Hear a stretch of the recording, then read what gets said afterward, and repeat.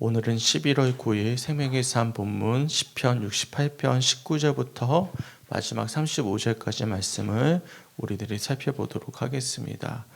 시편 68편 말씀 굉장히 길죠. 어제 말씀에 이어서 이어지는 말씀들을 좀 살펴보도록 하겠습니다. 굉장히 복합적인 시고요. 또는 우리가 묵상하기가 좀 쉽지가 않은 좀 어려운 시편이긴 합니다. 하지만 천천히 살펴보면 우리들에게 굉장히 은혜가 되고 위로가 되고, 결국에는 전쟁은 하나님께 속한 것이기 때문에 우리가 비록 가난하고 또한 연약하고 또한 고아와 과부와 같고 고독하고 갇힌 자들이라 할지라도 하나님을 찬양하는 자들의 짐을 져주시고 또한 전쟁 가운데 승리케 하시는 분은 우리 하나님이라는 사실, 그 사실을 고백하는 다윗의 시를 통해서 우리들에게 위로와 격려가 되는 시임을 우리들이 말씀을 통해서 살펴볼 수가 있습니다. 어제 말씀 기억나시는지 모르겠어요. 어제 말씀에서 악인과 또한 의인을 비교하는 비교급으로 말씀이 쭉 이어짐을 우리들이 살펴보지 않았습니까? 악인은 어떤 사람들이었습니까? 비록 세상에서는 힘을 가지고 있는 어떤 군대의 왕과 같은 능력자들이지만 그들은 하나님의 힘에 의해서 완전히 파괴가 되어지고, 의인은 비록 가난하고 고아와 과부와 같고 고독하고 가난한 자들이지만, 갇힌 자들이지만 하나님께서 하나님을 찬양한 자들을 인도해 주신다라는 그런 어떤 비교급으로 우리가 말씀을 좀 살펴보았습니다. 더군다나 오늘 19절 말씀 보시면 굉장히 은혜로운 표현이 등장하는데요. 날마다 우리 짐을 지시는 주, 곧 우리의 구원이신 하나님을 찬송할지로다 라고 고백하고 있습니다. 하나님은 우리의 뭐를 져주시는 분이라고 고백하고 있죠. 우리의 짐을 대신 져주시는 분이시다라고 고백을 하고 있어요. 우리의 무거운 짐을 지시고 계신다라고 고백하고 있다라는 것이죠. 정말 그렇습니다. 예수님께서 그런 말씀하셨잖아요. 수고하고 무거운 짐진 자들아 다 내게로 오라라고 말씀하지 않으셨어요? 너희가 져야 될 것은 가벼운 멍에일 뿐 내가 다 져주겠다라고 말씀하시는 그 예수님의 초청과 같이 다윗이 경험한 하나님은 자신의 무거운 짐을 대신 져주시는 분이심을 고백하고 있어요. 어떤 짐을 져주십니까? 바로 우리가 이뤄내야 될 구원, 그 구원을 하나님께서 대신 이루어 주시는 분이심을 그가 경험을 했고 하나님께 찬송하고 있음을 우리들이 알 수가 있습니다. 다윗의 생애 속에서 얼마나 많은 전쟁을 치루었습니까? 수많은 전쟁을 치루었고 수많은 위험을 겪어야만 했고 상상치도 못할 어려움을 겪어내지 않았습니까? 저희와 비교조차 하지 못할 만큼 어려운 그런 삶을 살아냈던 인물이 바로 다윗이었습니다. 근데 그 다윗의 삶의 짐을 누가 져주셨냐면 하나님께서 져주셨음을 다윗이 고백하고 있는 것이죠. 그래서 20절 말씀해 보시면 하나님은 우리에게 구원의 하나님이 되신다. 사망에서 벗어남은 주 여호와로 말미암았다라고 고백하면서 자신의 죽음이, 영원한 죽음이 하나님의 구원으로 말미암아 벗어날 수 있었다라고 고백하는 이 다윗의 고백을 우리들이 알 수가 있습니다.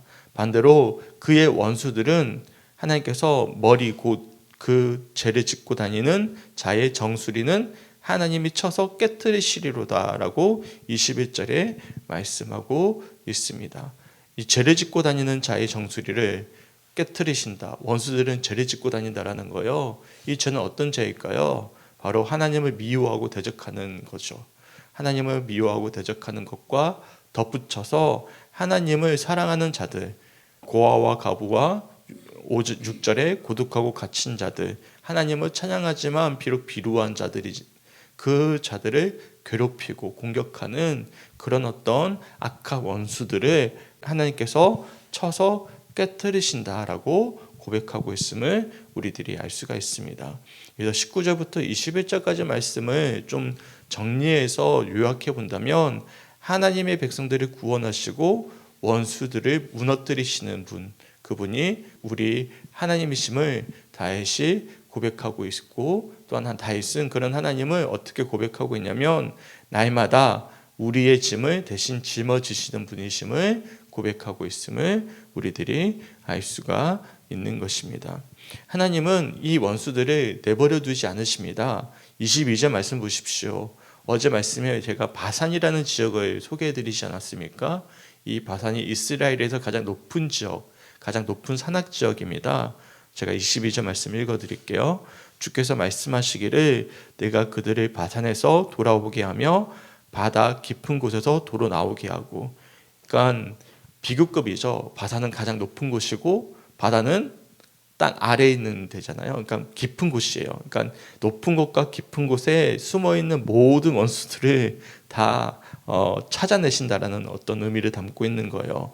다 찾아내셔가지고 어디에 숨어 있든지 숨어 있을 곳이 없다라는 거예요. 내가 그들을 다 찾아내서 그들을 치고 그들의 피에 내 발을 잠그게 하며 내 집의 계혀로 내 원수들에게서 제 분깃을 얻게 하리라 하시도다라고 고백하면서 하나님께서 이 원수들을 멸절하시겠다라고 선포하시는 말씀임을 우리들이 22절과 23절 말씀을 통해서 살펴볼 수가 있는 것입니다. 이처럼 하나님의 백성들의 짐을 하나님은 대신 짊어지시고 반대로 하나님을 대적하는 원수들은 어디에 숨어 있든지 바산의 높은 산에 숨어 있든지 바다에 숨어 있든지 다 그들을 찾아내셔서 완벽하게 멸절해 가시겠다라고 고백하는 시임을 우리들이 알 수가 있는 거예요. 이런 고백이 어디서 나올까요? 저는 다윗이 경험했기 때문에, 그냥 그가 삶 속에서 경험했기 때문에 나온 시라고 묵상이 되어졌어요. 그냥 나온 시가 아니라 그가 지금까지 살아오면서 경험했던 하나님은 자신의 짐을 대신 짊어지시고 그 악한 원수들을 어떻게든 찾아내셔서 자신의 짐을 대신 짊어져 주시고 깨트려 주시는 그런 하나님의 일하심을 그가 경험했기 때문에, 그래서 전쟁은 하나님께 속한 것임을 고백하는 이 다윗의 고백이 참 놀랍고 또한 우리의 고백이 되었으면 좋겠다라는 그런 마음으로 묵상을 하게 되었습니다. 그러면서 참 제게는 은혜가 되었던 표현이 있습니다. 그러면서 24절 말씀해 보시면 이 다윗이 뭐라고 고백하냐면 이렇게 고백을 합니다. 제가 한번 읽어볼게요.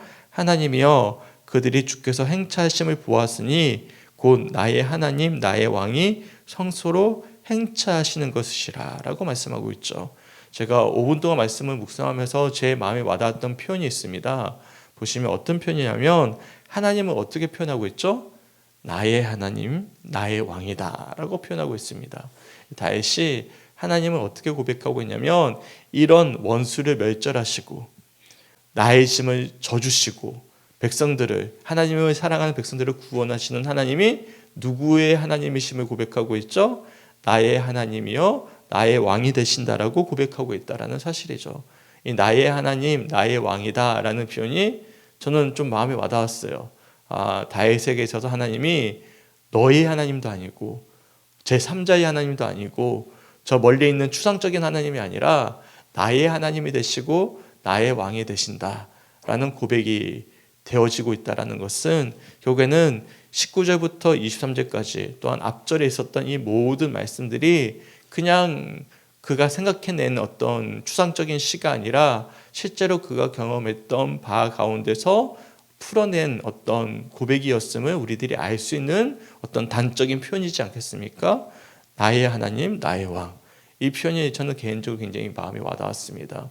이 하나님이 어디로 가는 것을 그가 지금 보고 있는 거예요? 성소, 하나님이 임재하시는 성소로 행차하신다. 하나님이 임재하시는 곳으로 행차하신다라고 그가 고백을 하고 있습니다. 하나님이 성소로 임재하시기 때문에 하나님의 백성들은 어떻게 해야 되겠습니까? 하나님이 임재하시면 우리가 어떻게 해야 되죠? 뭐 오든지 마든지 알아서 하세요라고 할 수 없잖아요. 그러니까 25절 말씀이 어떻게 하죠? 처녀들이 막 소고치고 노래 부르고 악기를 연주하면서 뒤따르는 것이죠. 찬양하는 거예요. 하나님을 찬양하라는 것이죠.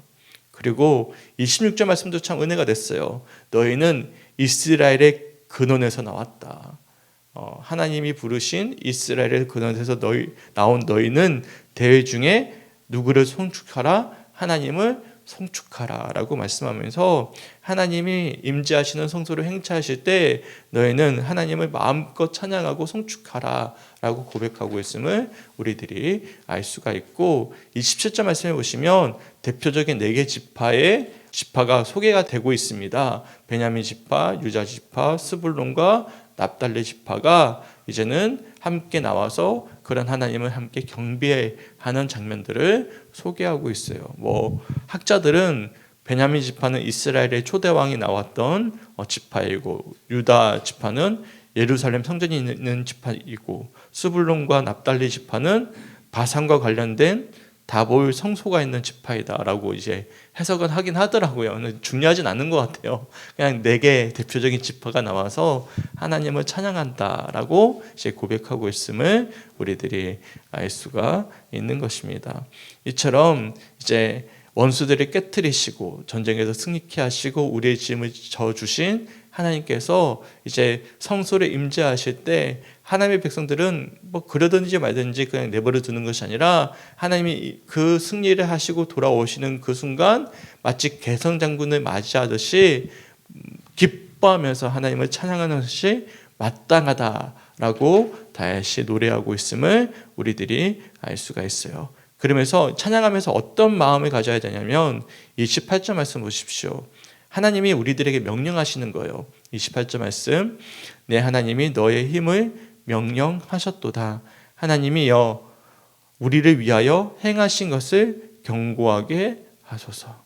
하나님이 우리들에게 명령하시는 거예요. 우리를 위하여 행하신 것을 이제 일회성이 아니라 경고하게 하소서. 그러니까 계속해서 이것이 이어질 수 있도록, 경고히 설 수 있도록 너희들이 계속해서 하나님을 찬양하는 것이 마땅하다라고 말씀하고 있음을 우리들이 말씀을 통해서 묵상해 볼 수가 있는 것입니다. 어떻습니까? 이제 그림이 그려지십니까? 굉장히 어려운 시편인데 저 나름대로 해석을 해보는 거예요. 제가 어제 시편이 굉장히 어려워서 다양한 목사님들의 설교, 과연 어떻게 설교하셨는지 들어봤더니 다들 다른 이야기를 하고 계시더라고요. 그러니까 68편 시편이 어려운 시편이긴 한 것 같아요. 그러니까 다들 해석을 잘 못하시더라고요. 어려운 시편이긴 해요. 근데 시라는 것 자체가 사실 그렇습니다. 시라는 것이 한 사람의 인생의 고백이 담겨져 있는 어떤 운율이 담겨져 있는 것이기 때문에 산문처럼 명확하게 해석하기가 굉장히 어려워요. 그렇기 때문에 어떻게 보면 코에 걸면 코걸이가 될 수 있고 귀에 걸면 귀걸이가 될 수 있거든요. 근데 제가 봤을 때는 제가 지금 이제 묵상하고 있는 제 나름대로의 어떤 풀어내는 해석을 따라서 지금 묵상을 하고 있는데 그냥 나온 것은 아닌 것 같아요. 다윗의 시라고 분명히 기재가 되어져 있고 이 모든 어떤 흐름상 분명히 다윗이 경험했던 하나님을 찬양하고 있는 시임을, 그래서 이게 감사시기도 하거든요. 하나님이 전쟁 가운데 승리케 하시고 우리의 짐을 져주시고 가난하고 어려울 때, 고아와 과부와 같을 때, 갇힌 자가 되었을 때 나를 승리케 하셨던 하나님을 찬양하는 시임을 저는 분명히 이제 고백하게 됨을 말씀을 통해서 좀 묵상하게 되는 것 같아요. 어제 말씀이 제가 봤을 때는 크게 결에서 벗어나지 않았다라고 느껴지는 게 오늘 말씀 때문에 분명해지는 것 같아요. 그런 자신을 이기게 하셨던 그 수많은 강력한 원수들로부터 나를 지켜주시고 내 짐을 져주시고 또한 원수들을 깨트려 주시고 원수들이 바산에 있든지 바다에 있든지 다 찾아내셔서 그들을 완전히 물리쳐 주셨던 하나님께서 성소를 임재하실 때 모든 이스라엘 백성들이 나와서 하나님을 찬양하고 경배하고 맞아들이면서 고백하기를 하나님 우리를 경고하게 하소서라고 고백하는 이 다윗의 고백이 저는 크게 어긋나지 않은 해석이지 않을까라고 생각이 되어집니다. 그리고 우리 역시도 이런 심령을 가지고 하나님께 고백하는 것이 마땅하고, 그래서 이 시편이 대부분의 학자들이 감사시라고 고백하거든요. 제가 봤을 때 감사의 시가 맞다라고 생각이 되어집니다. 소망하기는 우리들에게도 이런 고백이 되어졌으면 좋겠어요. 한번 되돌아보세요. 이제 곧 있으면 추수감사절이 돌아오지 않습니까? 되돌아보면 우리가 우리의 삶이 비록 비루할 수도 있고 고아와 과부와 같고 마치 고독하고 갇힌 자들 같을 수도 있겠지만, 그런 우리의 삶 가운데서도 하나님께서는 원수들을 깨뜨려 주시고 우리의 무거운 짐을 대신 짊어 주시고 우리의 삶을 인도해 주지 않으셨습니까? 믿으십니까? 그러니까 우리가 이 새벽에 이 자리에 나와서 또한 우리 하나님을 찬양하면서 예배하고 있지 않겠어요? 소망하기는 그 하나님을 찬양하고 감사히 여기며, 또한 그 성소에 임재하시는 하나님이 날마다 우리의 믿음을 경고케 하시기를 소망하면서, 또한 전쟁 가운데 승리케 하실 주님을 또한 선포하면서 또한 갈급히 할 수 있는 우리 성주교회 성도들이 되시길 주님의 이름으로 간절히 축원합니다. 아멘. 그러면서 29절부터 31절까지 말씀에는 이런 말씀이에요. 대표적으로 29절 말씀해 보시면, 예루살렘에 있는 주의 전을 위하여 왕들이 주께 예물을 드리리이다. 이제는 하나님께서 승리하셨다라는 거예요. 하나님께서 승리하셨기 때문에 30절 말씀해 보시면 이 숫소가 등장하죠. 만민의 송아지가 등장하죠. 이거는 이제 강력한 왕들에 대한 비유적인 표현입니다. 세상의 왕들이 이제는 다 하나님의 꾸짖음을 듣고는 그들의 발 아래 밟고는 전쟁을 즐기는 백성들을 다 흩어버리시는 거예요. 그리고 애굽에서부터 구스이까지 하나님을 향하여 손을 신속히 들면서 시중들로 올 것이다라고 말씀하고 있음을 우리들이 말씀을 통해서 살펴볼 수가 있습니다.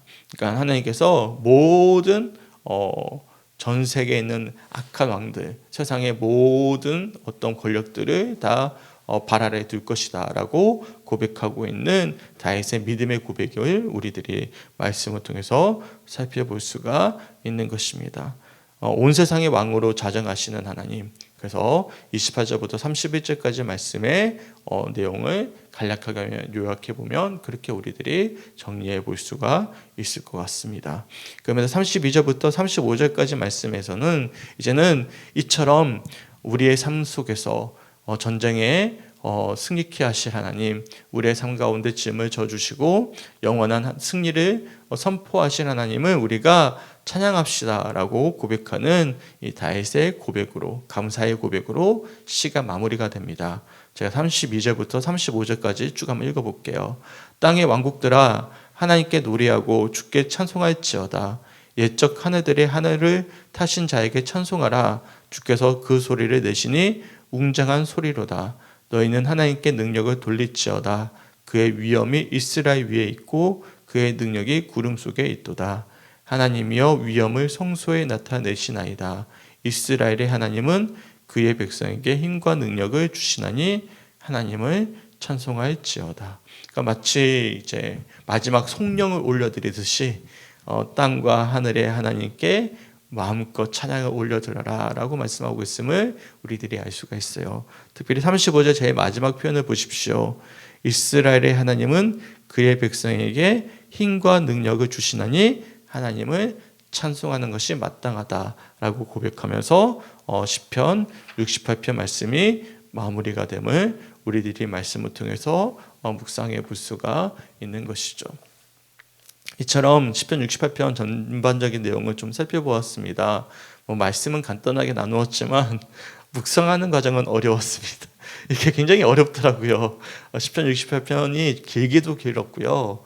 굉장히 조금 이제 복합적인 시였기 때문에 이게 도대체 무슨 말을 할까라고 생각이 들었는데 천천히 살펴보니까 이게 다윗의 선적인 어떤 고백적인 시임을 저는 좀 개인적으로는 좀 묵상이 되어졌어요. 그냥 나온 시가 아니라 추상적인 고백이 아니라 다윗이 얼마나 어려웠습니까? 얼마나 많은 대적을 경험했고 사실 연약하고 가난한 자이지 않았습니까? 어떤 목사님은 그러시더라고요. 다윗이 어머니가 달라지 않았을까? 그런 이야기도 하더라고요. 저 그거는 검증이 안 됐기 때문에 제가 잘 모르겠어요. 처음 들어보는 이야기이긴 하는데 그런 이야기도 제가 어제 말씀이 궁금해서 여러 목사님 이야기를 들어봤거든요. 그런 이야기도 하시더라고요. 그만큼 다윗은 사실 우리가 봤을 때는 힘있고 강한 자라고 생각할 수 있겠지만 용기가 있는 것이지 그가 가지고 있는 어떤 배경이 백그라운드가 좋은 자는 아니었어요. 그런데 그런 하나님께서는 그 다윗을 사용하신 것이죠. 그러니까 다윗 자신이 봤을 때는 얼마나 많은 원망과 어려움이 있었겠습니까? 그를 돕는 사람들도 사실 그렇지 않았어요. 제가 참 좋아하는 표현인데 그 목사님이 그런 이야기 하시더라고요. 다윗을 도왔던 사람들은 아둘람 공동체였다고. 아둘람 공동체는 어떤 사람들이죠? 다 도망자들, 패배자들, 그런 사람들이 다윗을 돕지 않았어요. 그러니까 다윗과 함께 했던 사람들이 능력자들이 아니라 패배자들, 도망자들이었다는 말이죠. 근데 그런 연약했던 다윗, 계속 사울에게 쫓겼던, 생각해 보세요. 지금으로 치면 대통령이 계속 누구를 쫓아다니는 거예요? 나를 쫓아다니는 거예요. 어떻게 해요? 이거 숨어도 안 될 텐데 막 쫓아다니는 거예요. 생각만 해도 막 등골이 오싹하지 않습니까? 그래가지고 어디로 망명한 거죠? 우리나라로 치면 뭐 일본으로 망명한 거죠. 막 도망친 거죠. 원수의 나라로 막 도망친 거죠. 뭐 그런 식인 거죠. 예를 든다면 일본은 아니겠다, 북한이겠다. 지금으로 치면 뭐 그런 식이죠. 그런 식으로 원수니까 그렇게 되는 거죠. 뭐 예를 든다면 그런 어떤 경험을 했던 이 다윗이 하나님의 일하심을 경험한 거예요. 자신의 짐을 대신 져주시고 도리어 하나님께서 그런 원수들을 깨트려 주시고 파쇄하시고 도리어 고아와 같은 자신의 아버지가 되어주시고 과부의 재판장이 되어주시고 고독한 자들과 갇힌 자들을 이끌어내시고 형통케 하시고 그렇게 인도하시는 하나님을 마음껏 노래하고 있는 시편임을 저는 좀 개인적으로 묵상하게 되었습니다. 그러면서 가장 마음에 와닿았던 구절은 그러면서 24절 말씀이었어요. 나의 하나님 나의 왕이다라는 고백이었어요. 결국에는 다윗에게 있어서 하나님은 어떤 분이시죠? 나의 하나님 나의 왕이 되신다라고 고백하는 이 고백이 저는 개인적으로 이 모든 시편, 이 68편의 시편의 가장 중요한 고백이지 않을까. 그러니까 이 고백을 통해서 이 시편이 단순히 그냥 추상적인 고백이 아니라 자전적인 자신의 어떤 고백이지 않을까라는 어떤 개인적인 묵상이 되어진 거예요. 나의 하나님 나의 왕이다. 다윗이 고백하고 있는 경험 속에서 나오는 고백이구나. 소망하기는 우리 성주교회 성도들에게 있어서도 하나님이 우리의 짐을 대신 져주시고 우리의 구원이 되어주시고 우리를 정말로 괴롭히는 원수들이 아무리 바산에 있고 바다에 있더라도 하나님께서 다 찾아내 주시고 물리쳐 주시고 그래서 우리의 성소 가운데 임재하신 하나님을 마음껏 찬양하면서 우리를 견고하게 하신 하나님을 의지하고 그 하나님의 힘과 능력을 우리가 소망하면서 찬송할 수 있는 우리 성주교회 성도들이 되시게 주님의 이름으로 간절히 축원합니다. 아멘. 그런 찬양이 있잖아요. 제가 새벽이라 갑자기 생각이 안 났는데 전쟁은 하나님께 속했다라는 찬양이 있지 않겠습니까? 세상에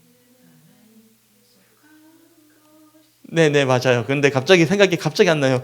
막 부르고 싶어 죽겠는데 지금 갑자기 생각이 안 나는 거예요. 원구가 없으니까 그래요. 원구가 없는 설교는 가끔 그럴 때가 있어요. 세상의 유혹 시험이 내게 몰려올 때에 네, 이렇게 하는 찬양이 있습니다. 하여튼 그런 찬양이 있는데 막 엄청 부르고 싶은 거예요. 부르고 싶은데 전쟁은 하나님께 속해 있습니다. 믿으십니까? 그 하나님을 마음껏 찬양할 수 있는 우리 사랑하는 성주교회 성도들이 되시길 주님의 이름으로 간절히 축원합니다. 아멘. 68편 말씀 그래서 어려운 시편이지만 천천히 한번 묵상해 보십시오. 나름대로는 다윗의 자전적인 고백이자 우리들에게도 위로가 되는 참 은혜로운 시편이지 않을까.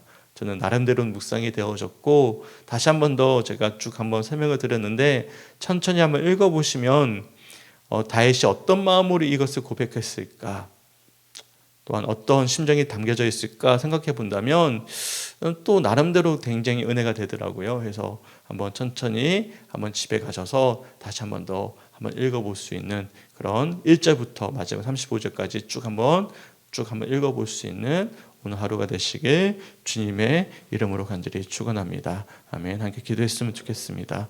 토요일은 교회를 위한 기도인데요. 세 가지 기도 제목 읽어드리겠습니다. 첫 번째, 찬양단과 악기 연주, 애찬 봉사, 청소와 중보 기도로 교회를 함께 세우는 성도들에게 세상이 줄 수 없는 기쁨과 만족이 가득할 수 있도록. 두 번째, 속회와 여성교회, 남성교회가 사랑과 돌봄 안에 든든히 서게 하시고 작은 교회로서의 역할을 감당할 수 있도록.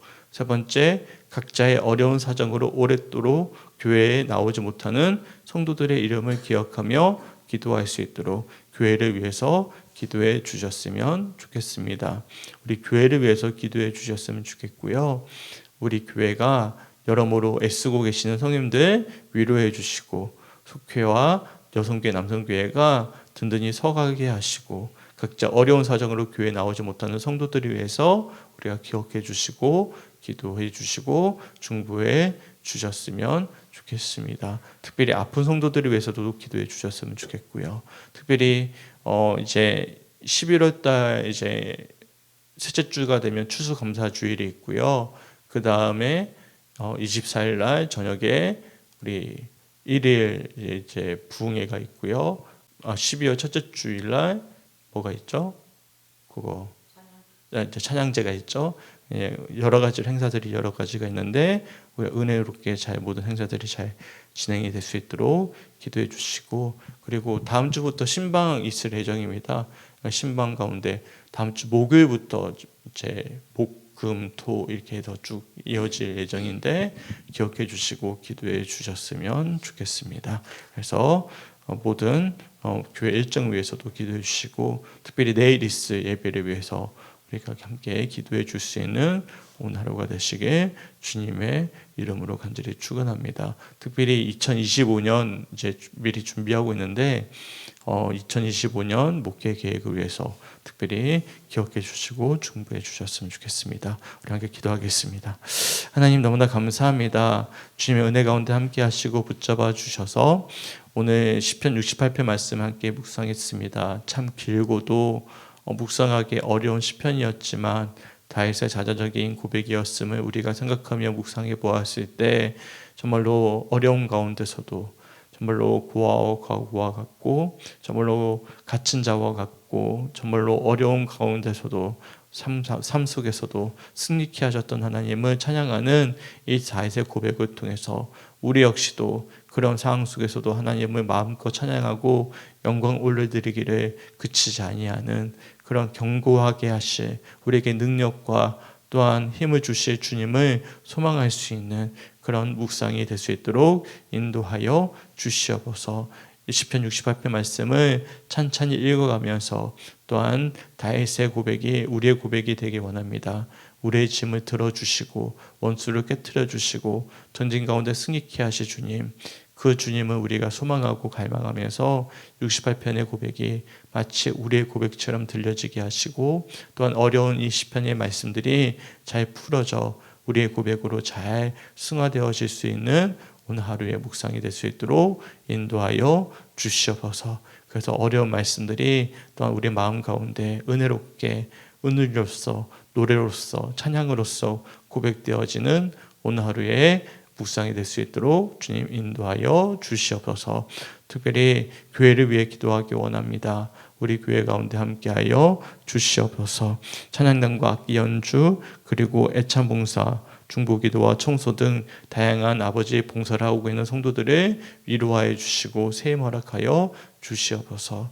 또한 하나님 간절히 기도하고 있는 속회와 여성교회와 남성교회를 비롯한 작은 교회들 교회학교를 기억하여 주시고 또한 여러모로 사정상 교회에 나오지 못한 성도들을 기억하여 주시며 이를 위해 중보할 수 있도록 인도하여 주시옵소서. 11월 달에 있을 여러 가지 교회 행사들과 또한 12월 달에 있을 아버지 찬양제와 당회를 위해서 또한 신방을 위해서 우리가 함께 중보하며 기도하게 하시고 내일 있을 또한 주일 예배를 위해서 함께 기대하며 중보할 수 있도록 하나님 함께하여 주시옵소서. 감사드리며 우리를 사랑하시는 예수님의 이름으로 간절히 기도드렸습니다. 아멘.